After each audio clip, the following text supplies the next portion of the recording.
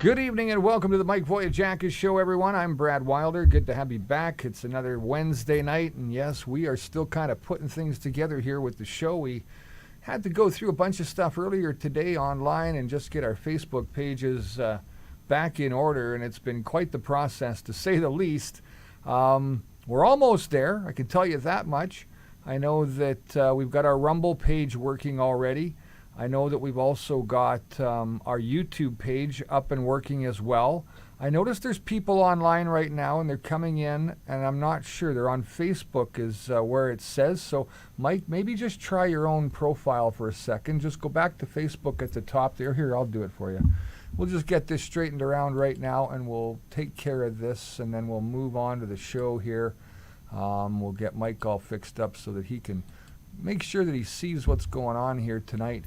And we got her here now. And Mike, I think you can probably just take it right from here, buddy.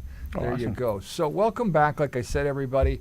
We're diving into one of the, well, most emotional and controversial topics in Canada today, known as MAID. You guys know about it. You've heard about it. It's medical assistance in dying. We're going to take a look at what it really means, and it's all coming up with Mike Vogiatzakis and myself right after this.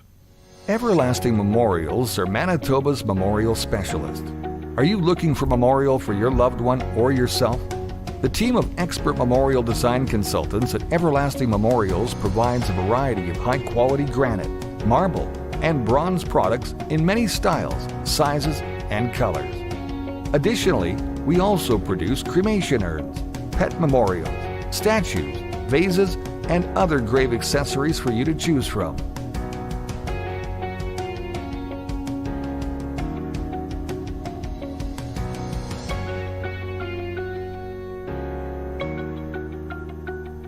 Our in-house stonemason, graphic artist, sandblasting booth, and laser etching machine can make your design fully customized so it suits the memory. Established in 1986, we're a family business with a commitment to provide compassionate memorial products for the departed. Some of our work can be seen in small towns and big city cemeteries, parks and trails, as well as heritage sites all throughout Canada.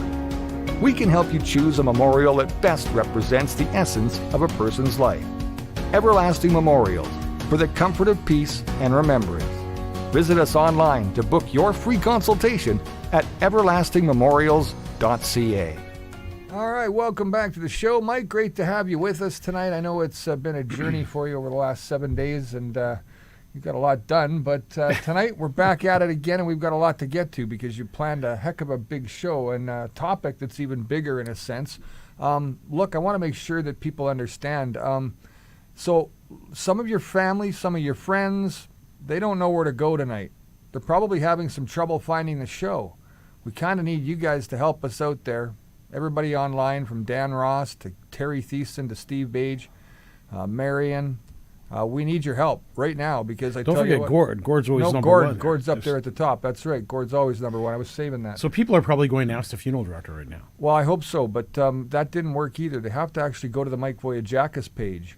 So what you want to do is you want to try to get people to go to Mike Vogiatzakis on Facebook. We're also up on Rumble under Mike Vogiatzakis Show. As well, you can find us on YouTube as well under Mike Vogiatzakis Show. So there's a few options there. Unfortunately, Facebook's been giving us some trouble, as Mark Zuckerberg is really good at that. We'll figure this stuff out in the next 24 hours. We thought we had it today earlier when we did a test run. You may have seen that commercial come out on Mike's post, but that only went to so far. It went to a bunch of places, but it didn't go to the right places, and we still haven't been able to connect. So we'll try again later tonight. We'll try again tomorrow if we don't get it tonight. But either way, we need your help out there to try to get these people coming online with us and able to see the show with us. All right, so send them to the Mike Vogiatzakis webpage. And you have to have a long last name like that, right? Yeah, so people go, V-O, what do you... V-O-G-I-A-T-Z-A-K-I-S. Geez, lucky I went to school. They should have... It's almost like the alphabet in kindergarten. It is, man. It's incredible. Greeks have really long names, man. It's not like a Padopoulopoulos or something, you know? I woke up this morning and... hey, that was good. I mean, we were worried about you. Every day above ground's a good day. I woke up this morning and, right off the top, when you get up in the morning, you kind of go to your Facebook, It used to be the newspaper, but now you go to Facebook and you see what's up. And right off the top, I got 2 messages in a row that were just bad messages first thing in the morning. And 2 people I know really well, one who I worked with recently, texted me and said, Mike, I have some really bad news. I went to the hospital the other day for an unrelated incident, and I'm loaded with cancer. Oh, no. So that was pretty heartbreaking to wake up to. And then not even a minute later, I'm strolling down and I get a call, and another girl that I know really well tells me that her mom now is struggling with breast cancer. Both found out yesterday. Oh.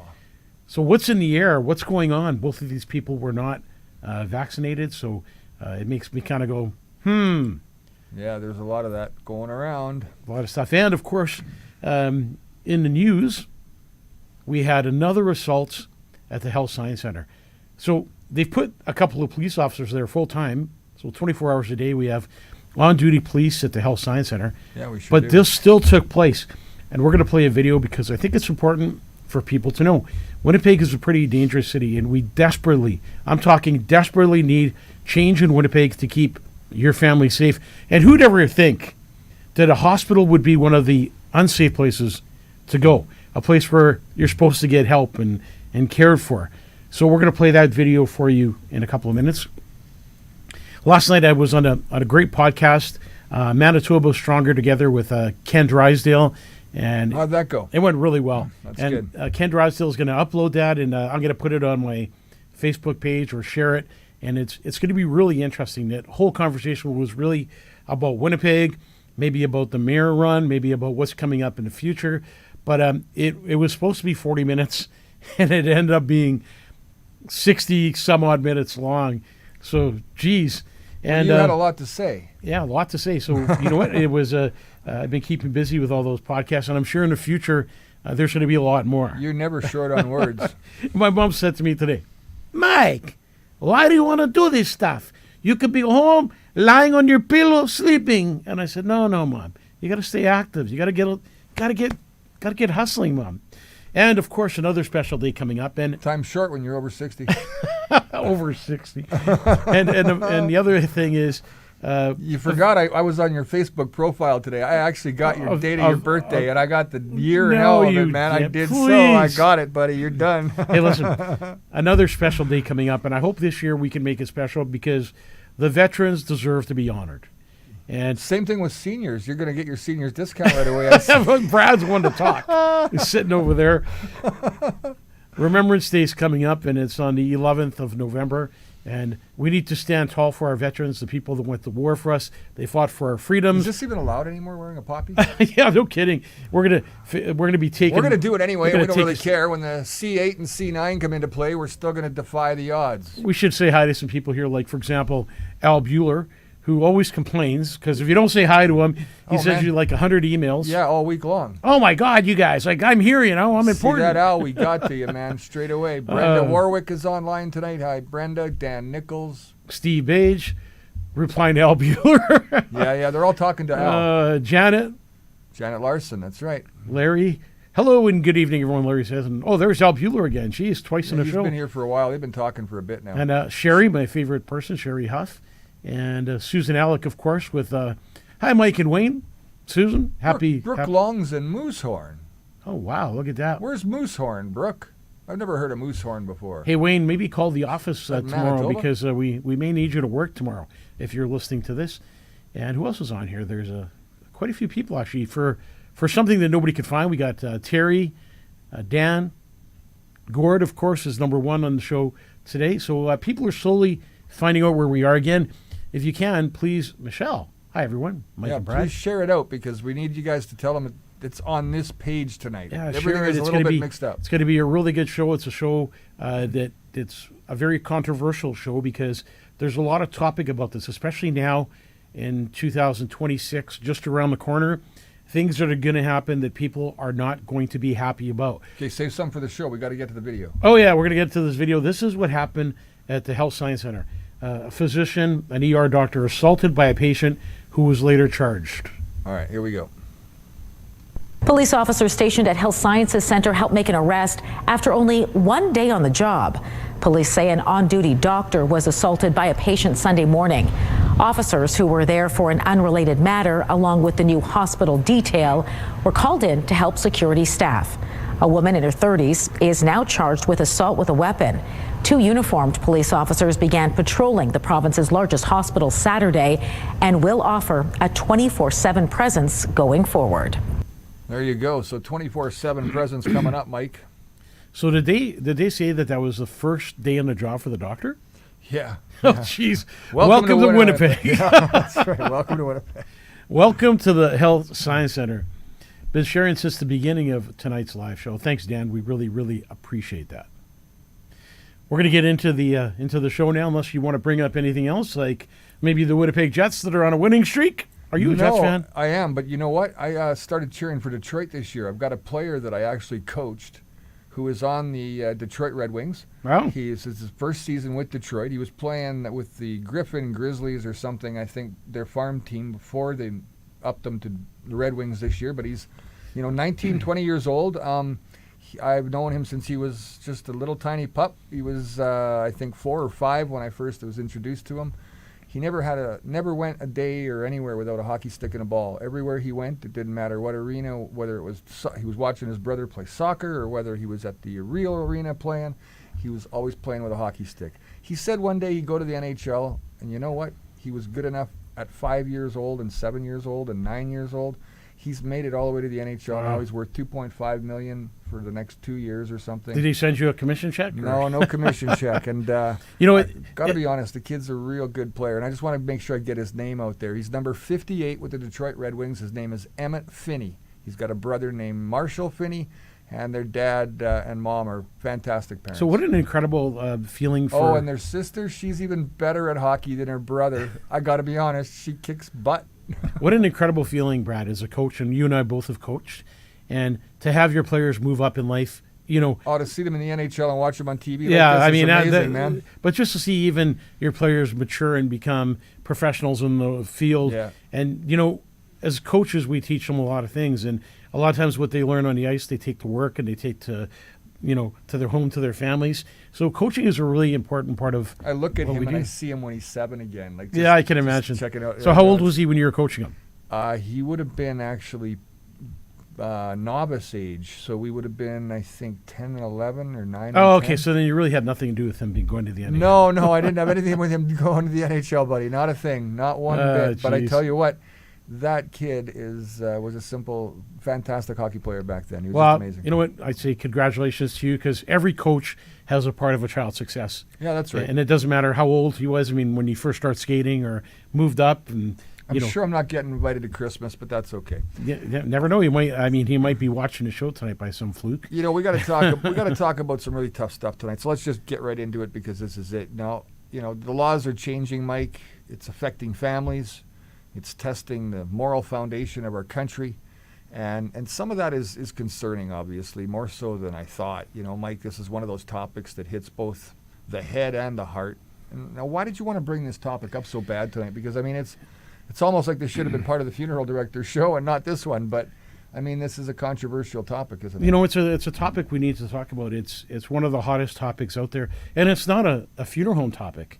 It's a topic that everyone needs to get involved with, because this could involve your family member, and it's getting really serious and down to business and nasty. I got to be honest. I have a family member about to do this. And see, then you get down to the reality of why we need to talk about this and how educated you need to be. And we're going to talk about where the MAID program is going in a whole bunch of different categories as we work our way through the show. So please do us a favor tonight. Hit the share button, like, and follow the show. It's going to be a good one, and there's going to be many more good shows coming. The reason we changed it to the Mike Vogiatzakis show is because we want to talk about everything. Ask the Funeral Director kind of limited us to what we talk to, what we could say, who we offend. But on the Mike Vogiatzakis show, we can spread our wings and fly, I guess you could say. So, if you want to get into the show there, Brad, we can... Yeah. It's not just about politics or law, is it? It's about people, families, love, pain, dignity. Every week I hear stories of Canadians turning to MAID, some because of unbearable illness and others because they feel abandoned by the system. We have to talk about this, Mike, and about compassion and where it ends and where the protection begins. The issue defines us as a country. Now, do we protect the vulnerable, or do we make death easier? So that's the interesting thing, Brad.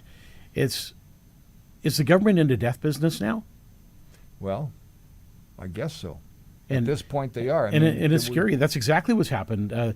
MAID is medically assisted in death, and it seems like the government is now in a death business. And, they talk about eliminating people from this world. And as we go through the show, you're going to see a lot of different ways that they're going to want to do that. So we should probably start by clearing up what MAID actually is under Canadian law, right? So what MAID is MAID stands for medically assisted in dying. And I'm going to tell you, it became legal in 2016.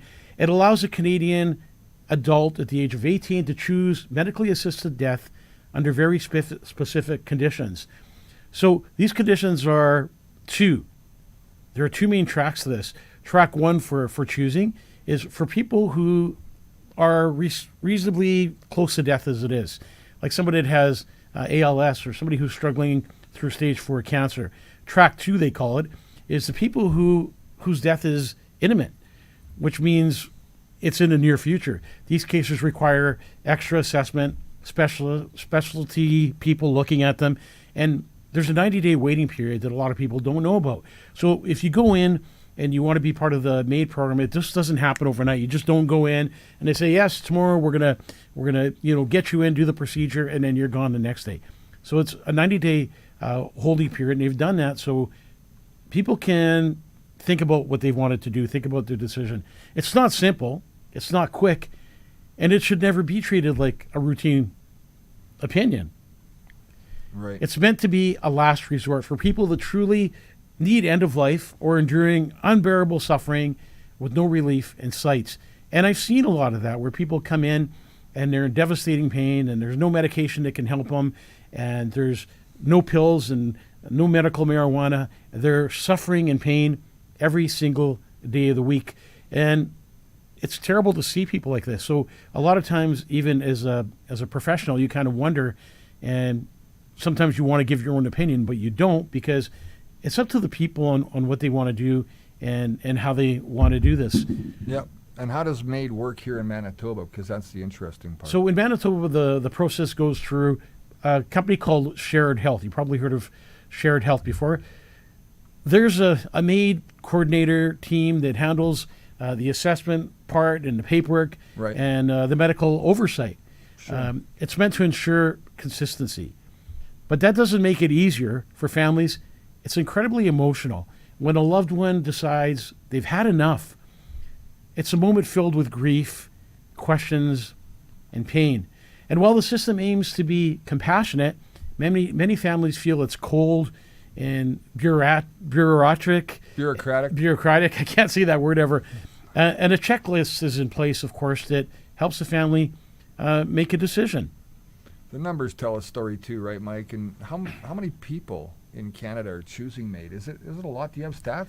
So we do. In 2023, there were over 15,000 MAID deaths across Canada. Roughly 4.7% of the deaths. 4.7% of the deaths in Canada were MAID. How many have you put through at the funeral home? Lots. And, I want to share a couple stories with you about MAID programs. But here in Manitoba, just over 200 people receive MAID. So 200 people is a lot of people when we're talking about death. Most were older, of course, with an average age of around 77, and that's sure. My dad died at 77, and almost had terminal conditions. But every year the numbers rise. Each increase should make us stop and think, is this a better way, a better access? So I ask myself that question when people come in and they've decided to go. Sounds like a deeper despair, doesn't it? It is a deeper despair, but it's tough when you're. So we had a funeral director who, I'm not going to mention his name, but we did a medically assisted death in the crematorium one day. Right. And the in gentleman. The crematorium. So he came to the crematorium. We have a little waiting room. Yeah, I've seen the waiting room. And the family came in, and they spent half an hour with the person before this procedure took place. Wow. And what was really sad was the funeral director that was on duty, let's call him Mr. X, he was with a senior funeral director there.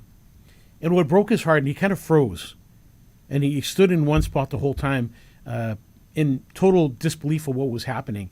And what he saw was the grandkids, laughing one moment, joking with Grandpa, and as he was telling him, jokes and sharing parts of his life, and the kids were laughing, and special times they had together. And then what had happened is the medical team came in, and they asked the kids and the family to leave, so they went out to the parking lot while the medical team sat with this gentleman and asked him that final question, are you sure you want to go through with this? And they made him sign the paper agreeing that, yes, this is the decision he made. Then the family comes in. Now, by then, they have them all set up for the procedure that's going to take place. And what gets you is it's a three-part thing. The first part is it kind of makes you drunk and kind of dozy, where you feel good kind of thing. And the second part is it sends you into shock. And the third part is it shuts off your heart.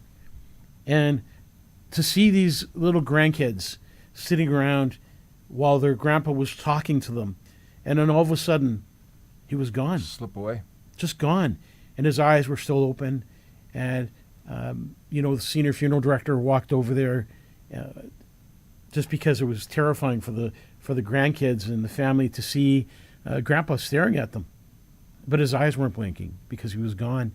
And, our senior funeral director went over and closed his eyes, and, the kids were crying, and he made an announcement that, Grandpa was now gone and gone to heaven. And that funeral director who was watching had tears in his eyes. He was in disbelief that this actually happened right before his eyes, and he never came back to work again. He just said, I can't do this anymore. Yeah. And so it's emotional for a funeral director. It's emotional for the family. It's unbelievable, really, because it's almost like something so tragic happened, where 1 minute, Grandpa's sharing stories and laughing. And kind of like you were at the scene of the accident. And you know what? That's the best way to put it. You were at the scene of the accident, and that's exactly what these grandkids saw. And, it's something that it's going to mentally affect them for the rest of their lives, because it's almost, in some people's eyes, murder.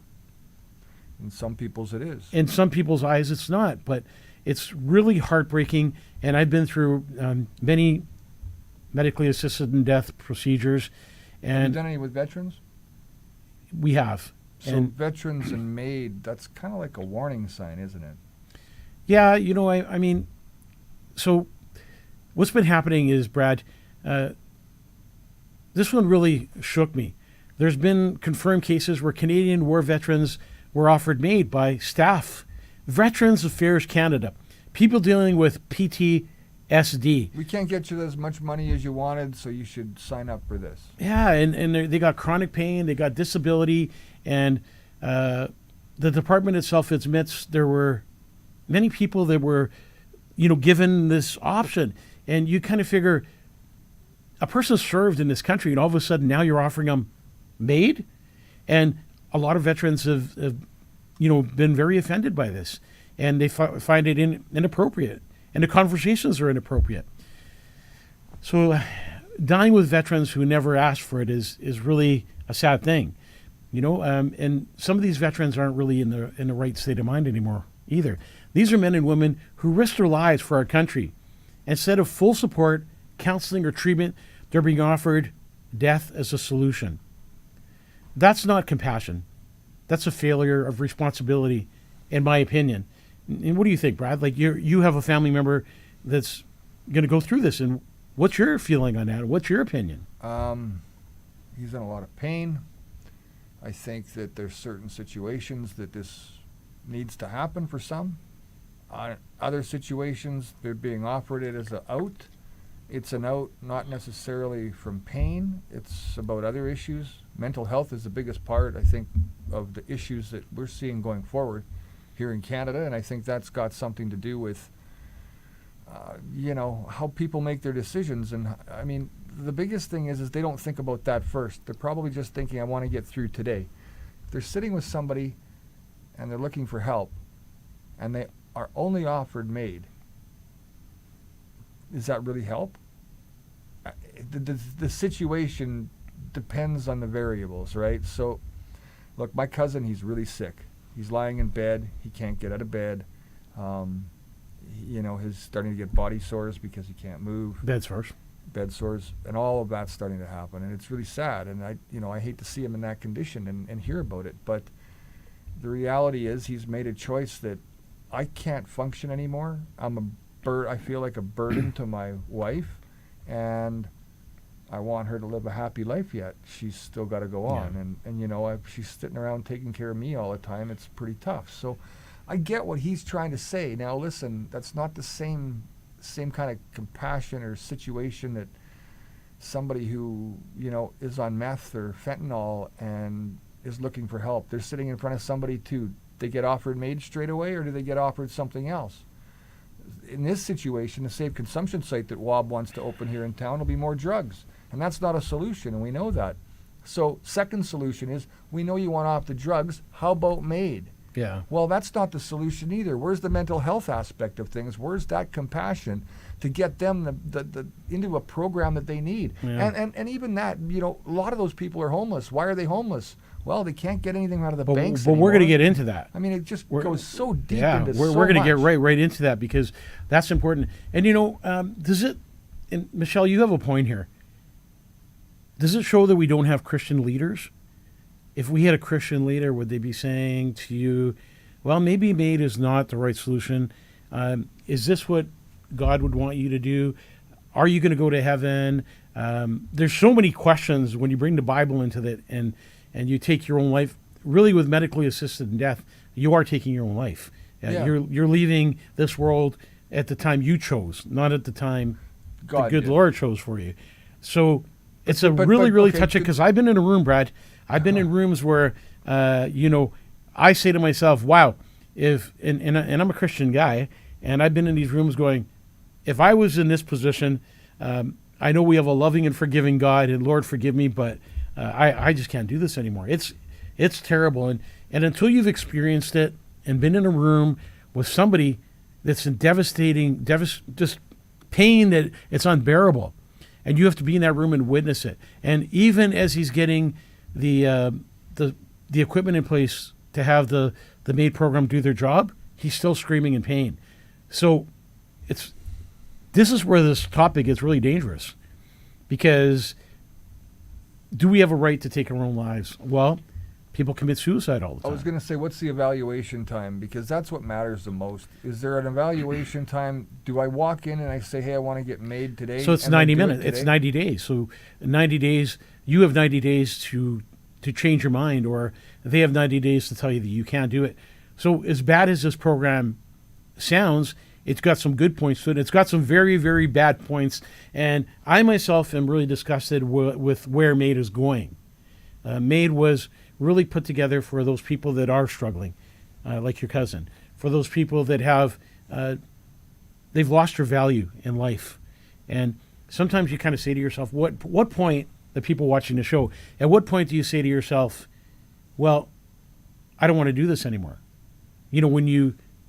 When people have to change your diaper, or when people, where you just can't go to the bathroom by yourself, or you can't function, and you've lost your quality of life. So until you're in that position, it's hard to really judge on what you would do. When a veteran feels like the system has given up on them, that's when we all need to look in the mirror. If you know what I mean. If you're a veteran listening tonight, please reach out for help. Demand the support that you've earned. Trauma counseling, peer groups, adaptive housing, career programs, whatever it takes. MAID should never be suggested where hope still exists. And that's my opinion from my heart. It's really true, because if we have hope and faith, there's a lot that can happen. So one of the biggest controversies, Mike, is expanding MAID for people with mental illness as their only condition. Now, that's again getting controversial even more so, because now where do you draw that line? Who makes that decision? How do you choose? So, and this is where I get upset as a human being, maybe as a person that's going to be running for mayor, and most of all as a funeral director that's put in that situation where some people said, well, Mike, how can you be part of the MAID program? That's ridiculous. You should not do that. Well, what you got to understand is we're funeral directors. And when we're called to do a job, we're there to do the job, whether it's a suicide, whether it's the MAID program, whether it's a murder or whatever the case may be. We've taken an oath that we would take care of those who have died and take care of the families afterwards. That expansion was not supposed to happen already. It was supposed to happen already. And We got delayed, it's right? been delayed until March of 2027, which is just around the corner. And is that the right We decision? got to go through 6 first, but yeah, it's not that far away. Because when somebody's battling depression, trauma, or hopelessness, the answer can't be ending their life. The answer must be helping them live. And that's my opinion. It's heartbreaking to think that people might die because they couldn't get a counselor or because the system made them wait months for psychiatric care. That's not mercy. I think that's abandonment. And that's what I believe in my heart. We have to build a system that offers hope before it offers death to people. And offering hope, faith, and belief is important. Having them maybe talk to a pastor or a priest or giving them some options other than death. Yeah, absolutely. Mike, what about dementia? Can someone, sign something ahead of time saying they want MAID if they lose capacity later? Like, could I do that now or what? So that's a good question. And it's a question you ask yourself if, the person who's wanting to be part of the MAID program should be. Not under federal law. You must be given the time of a procedure. Quebec has been exploring advance requests, but under Canada's federal criminal code, that's still not allowed. So if a person is struggling with dementia, they can't make their own decision. They're not really in their right frame of mind. So there is no way to get MAID if you have dementia. That's correct. This is one of the hardest areas families ask. What would mom want if she would remember us? And that's heartbreaking when you hear that. What would mom want if she would remember us? It's a heartbreaking question. Now, So for the law, they don't challenge you to ask that then, right? no, for now, the law says the person must be mentally capable and give consent right up to the end. So, I talked to you about how that person's family was asked to leave the room. They do that with every MAID program. The family needs to leave, and then that person, even though 90 days have passed, they still Right, need to give right. consent. That's to protect the people who might change their minds. And there's been people who've changed their minds last minute. And I remember we were outside a room one time waiting to take a person into our care. And, the doctor and nurse came out and said, well, he's decided not to be part of the MAID program, so we're not going to need your services anymore. But it also leaves families powerless when watching a loved one fade away. And that's, the other part is watching somebody with dementia, watching somebody fade away, going into a room where you see mom, but mom doesn't know who Brad is, or your wife or your child. And it's heartbreaking. And I think a lot of times, finding somebody who committed suicide and seeing this take place is almost the same thing. Yeah. Absolutely. There's been some concern that MAID could be used for people that are poor or maybe disabled or even lonely, Mike. Is that really, really happening, Mike? Yes, and it's deeply troubling. We've seen stories of people choosing MAID not because they're terminally ill, Right. but because they can't afford housing or they can't afford treatment. And to me, that's heartbreaking because I think everybody deserves a safe place to live and they deserve to be loved and cared for. And you need to feel like a human being. And one of the things that, I plan on doing when I run for mayor is putting people first. It's important that people feel important, that people feel wanted and heard and needed. And most of all, that their needs are taken care of, not just pushed aside. To me, that's not freedom of choice. That's despair. When society stops caring for its most vulnerable, MAID becomes a system of neglect. That's and right. when you're neglecting people, it's exactly what I'm talking about. When some people say, let's just talk about the bus system in the city of Winnipeg, how winter is really close to being behind us here, in front of us. And some of these people are going to have to walk 3 or 4 blocks to catch a bus Yeah. in 40 below weather. Some people are disabled. Some people are struggling with their health. Some people are elderly. Some people are in wheelchairs.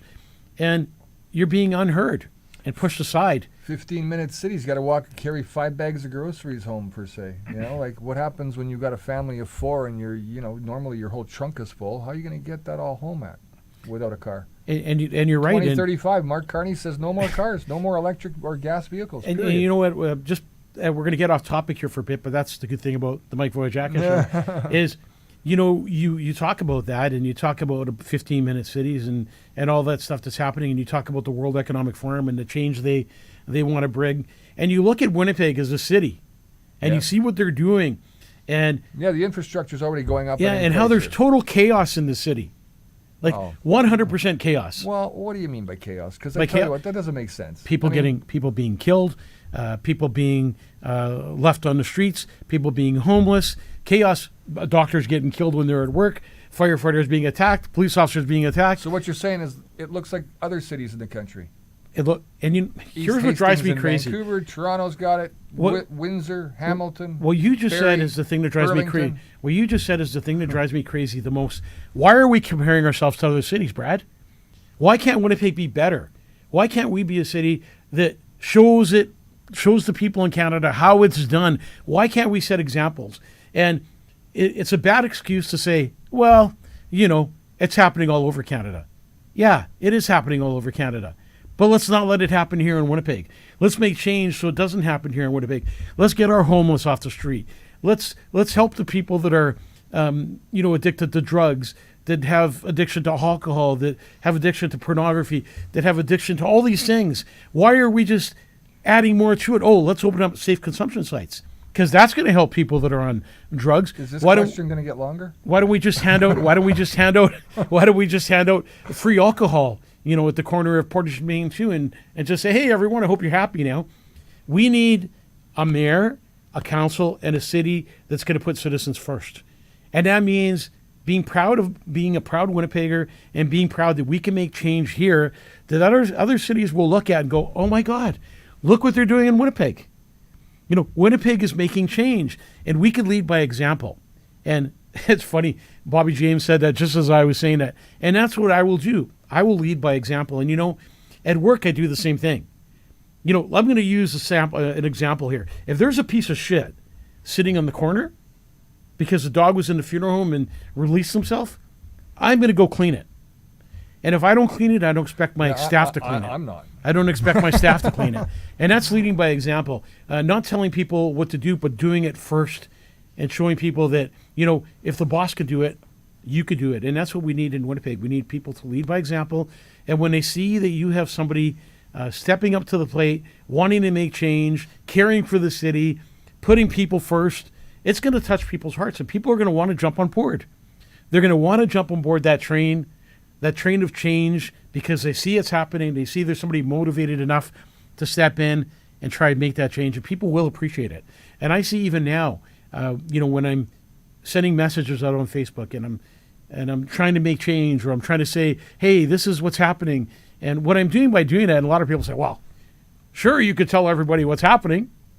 Where's your solution? Well, when you play poker, you don't show everybody your cards.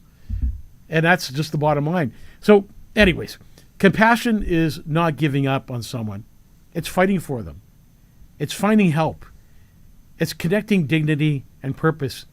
We need safeguards that make made as it never was here before, because someone's life becomes too hard to live financially or emotionally. Does that mean you take your life? Does that mean, well, I don't have money, so I'm going to go step in the maid lineup and then I'm going to take my life? No, it's not fair. Just because you don't have money doesn't mean you shouldn't have life. Because you don't have a house, it doesn't mean that you should be dead. It means we need to work together to fix these things. And I believe that everyone deserves a roof over their head. And I believe everyone deserves food and fresh water, and to be able to take a bath and to be around family and friends. And that's just what life should be. 100%. We've got to talk about some other issues tonight, too, because made for seniors and people that are sick, homeless, dying. But what about minors? Minors is the biggest one of all. How about a 13-year-old kid who can go up to the guidance counselor or human resources counselor at school and say, I'm not happy with my life, I'm not happy with home, I want to die today, and I want you to put me into the MAID program. And they have to say, okay, let's get you set up, and they don't even have to call your parents. So obviously that's the future plan. We know that the future plan for MAID, and this is why I hate it. They talk about it quite regularly online. You can see all that information. There's brochures and pamphlets for all of it. It's very evil. Go to the Canada Government Canada website. It's all there. It's very evil. It's very evil when you're talking. This isn't conspiracy crap. That's not what we're here for. This becomes very evil in my mind, and this shows that the devil's roaming around our country like never before. When they take the right of a 13-year-old to live at 13, you are not educated enough to decide whether you want to take your life or whether your life's going to change. Tomorrow's always a new day. Right now, Canadian law allows MAID only for adults. You need to know that. You have to be an adult, 18 years of age. But a federal committee has suggested expanding the age to minors, which is the most scary as well. Young people under the age of 18 who are deemed capable of making a decision to end their own life. If that's not disgusting, I don't know what is. That's not law yet, but the fact is, even being discussed should be alarming. Every parent in this country should be alarmed that they're even talking about this. Like Brad said, that they're sending out brochures and commercials and they're pushing this to children, our children who can hear loud and clear. Well, they will be. They will be. It's not happening yet. I've seen brochures out already. And we have one at the funeral home that a family had brought in. So the brochures are definitely out about them talking about it. Children don't process life and death like adults do. When you and I look at death, we can think about it, we can talk about it, but a child really can't. They're influenced by pain, fear, depression, and circumstances. When a child's suffering becomes unbearable, our job is to bring healing and hope, not a needle. That's important, to bring healing and hope to your children, to talk to them about life, to talk to them about their future, to talk to them about maybe God, to talk to them about prayer, maybe to bring them to church, to water that plant, but not to bring a needle to them and say, well, this is what can end your life. This is what can end up taking away your pain. If we ever reach a point where minors can legally end their lives in Canada, we've crossed a line that we may be never able to come back from. That's not compassion. Again, that's surrender. We should be investing in pediatric care, more medical health programs, and family support, not expanding MAID to children. This is where we need to make a difference for our families and for our grandchildren. And if we don't start now, the evil is going to move further into this world, and one day it will attack your family. And, just when you think it can't happen to you, it does, and it's heartbreaking. So we need to come together as a nation and unite and work together instead of fighting each other and battling that evil battle. Sure, you often talk about the emotional aftermath of death, especially after families process it. So what happens when MAID enters that picture? Because that's another challenge right along the way. It changes everything, Brad. For some, MAID brings closure, a sense that their loved one died on their own terms. Pretty sad to think of it that way, but that's how some people think of it. But for many others, it brings guilt, anger, and confusion. And I talked about this. Children especially struggle to understand why someone would choose to go. That's why I believe every MAID case should come with mandatory grief counseling and family support. And I truly believe that. A person who wants to go through MAID should go through counseling, should maybe have to talk to a pastor or a clergy person and just get different opinions from different people. Faith communities and spiritual leaders must also be included. It's so important. Death is just not a medical event. It's an emotional and spiritual one. And people deserve more than paperwork and a protocol. They deserve compassion that continues after death. Absolutely. Mike, after hearing all of this, I know I've got my opinions, but nobody's here for my opinion. So what's yours?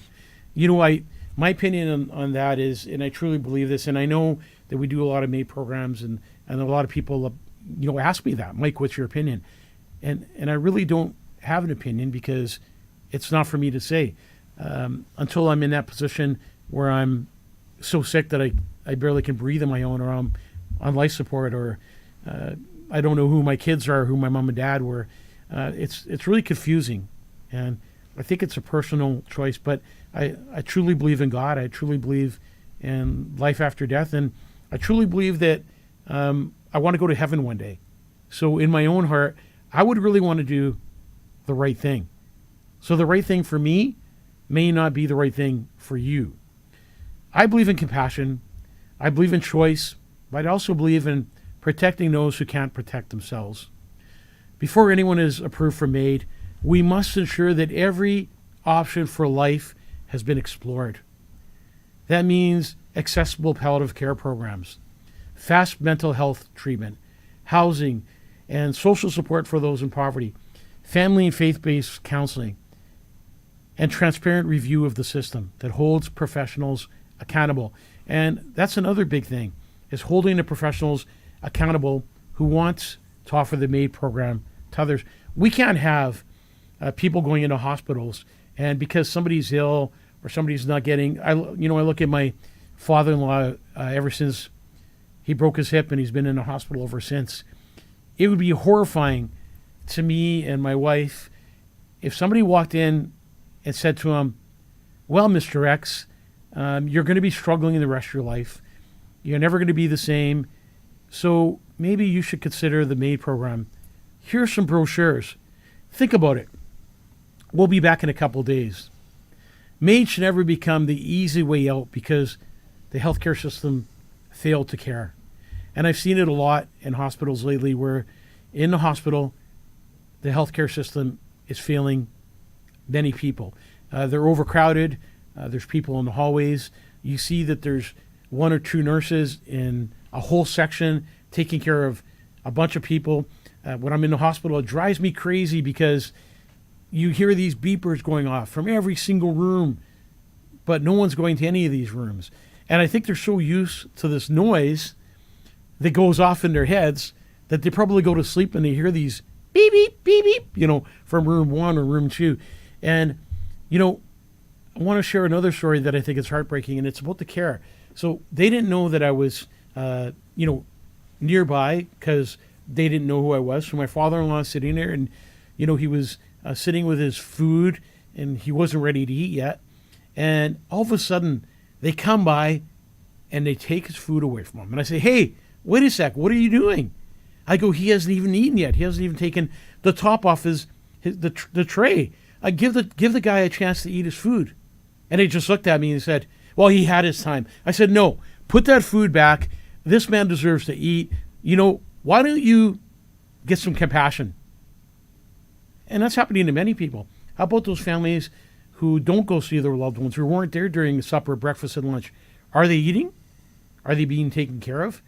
It's a question we all have to ask ourselves because the healthcare system is truly, truly, truly falling apart. And I'm not saying that there's really, really good people working in the system, because there is. These nurses and doctors and healthcare professionals go out and they put in 100% all the time to take care of our loved ones. They do their best, but sometimes they're working under a broken system where systems and procedures are just not in place to protect those in the hospital. Absolutely, Mike. And like you said, there are good people, and those good people we need very desperately. And the other ones, well, we can't admit the fact that there are some ones that just don't have that compassion, or their headspace isn't in the right place. They've been at it too long, or do you think that's another question, Brad? Do you think and I tell my funeral directors this all the time. I say, listen, every family that comes into the funeral home is a new family who's dealt with death just this first time, and it's new to them, and we can't treat them like we know what death is like and they should be okay and they should get through it because we deal with death every day. That's where compassion and empathy and a time to love and care for people is so important. That's right. And that goes for healthcare professionals too. Go to work, treating everyone as if they were your own children or your own parents or your own grandparents. Show them that love, that care and compassion. Even if it takes a little bit longer, it means a lot to that person who's sitting in the hospital, who's thinking about death. Because, sometimes I go into these care homes and we take these older people into our care who die. And as you're walking through that hallway with your stretcher, you can only imagine what these poor people are thinking. Am I next? Is this undertaker going to come and get me next? It's a powerful, powerful thing when you walk through that hospital with a stretcher. And you haven't done that with me yet, Brad. But one day you should. And the emotional feeling that you get in your heart. I'm good. And your soul is crazy. And there's been many times where I've seen, families crying and following us, and older people with their wheelchairs, facing the hallway that we're going to walk down, crying and screaming things, and you have tears running down your eyes because it's so emotional. I don't doubt it. This has been a powerful episode as always. And before we close, Mike, you've got a message maybe to people to take home, I would imagine. I mean, you've always got a good message at the end of us also. Are you going to cheer us up now? Or are you No, keep us I think all depressed? The compassion doesn't mean giving up. It means standing beside someone in their pain. If you or somebody you love is struggling, reach out. There is help, there is hope, and there are people that care. This conversation isn't about right or wrong. It's about humanity. And humanity means never letting someone feel alone or forgotten. It's an important message to keep loving, to keep caring, That's right. to keep protecting, and knowing that no one ever deserves to die alone, and to give them hope and to give them faith and let them know that tomorrow is a brand new day and it starts all over again. And it's really, really hard sometimes when you're dealing on a topic like medically assisted death. It's hard when you're talking about the elderly. It won't be long before they're going to change the law where somebody's struggling with their memory and can't remember and are running through dementia. It's not going to be long before this healthcare system says, well, you're a burden to our system. You broke your toenail and we're going to have to put you down. Yeah, you're a burden to our system. The people that are elderly that are sitting in care homes, you're a burden to our system. You're just taking up money, time, and space. And I could see that happening with the way this evil world is becoming. Yeah, no more social credits for you. Yeah, where the government decides when you live and when you die. And I think that's unacceptable. And what you eat, exactly. How you live. And as people and as parents and as citizens of the city, we need to make sure we stand up for the elderly and for those people that can't stand up for themselves. It's important for them to know that there's people out there that love and care for other people. And a perfect example of that is, at Voyage Funeral Home, for example, we don't charge for children. Any child that passes away, we do it for free. And there's been parents that have said to me, well, Mike, you don't even know us. Why are you doing this for us? Why are you just giving us your services for free? And I say to them, because life isn't about money. It's about love. And I want you to know that you're loved and that people care about you. And the death of your child is important not only to yourself, but to others. Whew. Jeez. Another tough show. So this is the Mike Vogiatzakis Show. If there's something that you want us to talk about on the show, please bring it up. This show is going to get really into detail and into depth about a lot of conversations. And will we bring back Ask the Funeral Director? Eventually, when we have topics that we want to talk about related specifically to funeral service, we may do it on another day or another topic. But from now on, this is a show. Please share, follow, and like the show. It means a lot to us. We thank you for tuning in to another edition of the Mike Vogiatzakis Show.